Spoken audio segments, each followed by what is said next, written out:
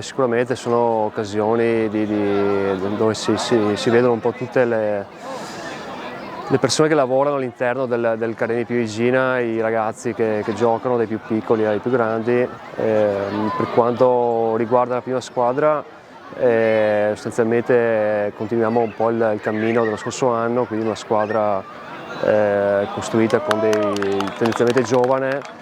Come obiettivi ci siamo posti di giocare ogni partita cercando il massimo risultato possibile, per poi cercare di migliorare il risultato sportivo dello scorso anno.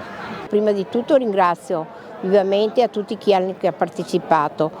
Va ringraziato anche tutti gli sponsor che ci danno una mano per sostenere questa società, che abbiamo diversi ragazzi che dai primi calci alla prima squadra.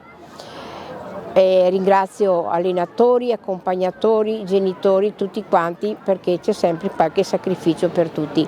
Grazie tante a tutti quanti, un grande saluto al prossimo anno.